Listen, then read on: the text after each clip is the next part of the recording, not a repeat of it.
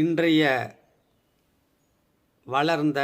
வளர்கின்ற பெண் குழந்தைகளுக்கு, இளைஞர்களுக்கு என்னுடைய கருத்தை முன்வைக்கிறேன். சரியென்று பட்டால் ஏற்றுக்கொள்ளுங்கள், தவறென்று பட்டால் விலகிவிடுங்கள்.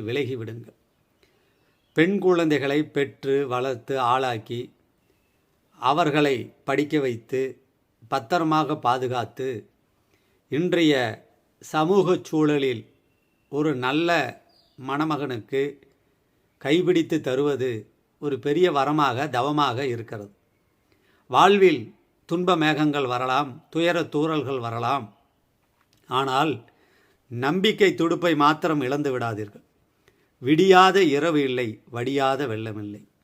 இன்று மனதுக்கு பிடித்த வரன்களை தானே தேடிக்கொள்கிற அளவுக்கு சூழ்நிலைகள் வந்துவிட்டன. ஒன்று மாத்திரம் ஞாபகத்தில் வைத்துக் கொள்ளுங்கள். உங்கள் தாய் தந்தையர் இந்த மண்ணில் சிந்துகிற கண்ணீர் துளிகளுக்கு உலகத்தில் எந்த புண்ணிய நதிகளில் நீராடினாலும், புண்ணிய சேத்திரங்களுக்கு சென்று நீங்கள் பிரார்த்தனை செய்தாலும், பரிகாரம் செய்தாலும் இறைவன் ஏற்றுக்கொள்ளவே மாட்டான். காரணம், இறைவன் தாய் தந்தையர் வடிவிலே இருக்கிறார். நபிகள் நாயகம் ஸல்லல்லாஹு அலைஹி வஸல்லம் அவர்கள் சொல்கிறார், உங்கள் தாயின் காலடியில் சொர்க்கம் இருக்கிறது என்கிறார். 10 மாதம் சுமந்து 1க்கு 2க்கு போகாமல் அந்த எடையை அடிவயிற்றில் சுமந்து வருகிற பிள்ளை தனக்கு, தன்னுடைய குடும்பத்துக்கு அவமான மாலைகளை பெற்று தரும் என்று எந்த தாயாவது நினச்சிருப்பாங்களா?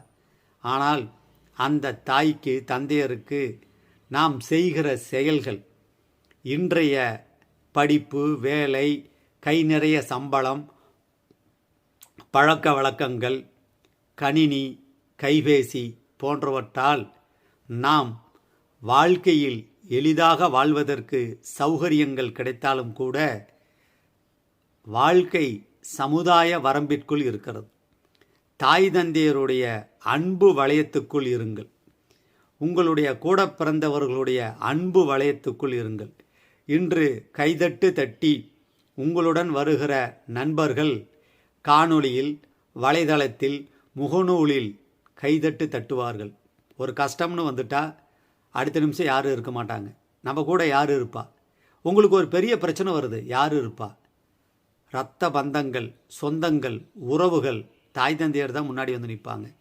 நண்பர்கள் ஏதோ 1000ல் ஒருத்தர் இருக்கலாம், ஆனால் அதுவும் விதி.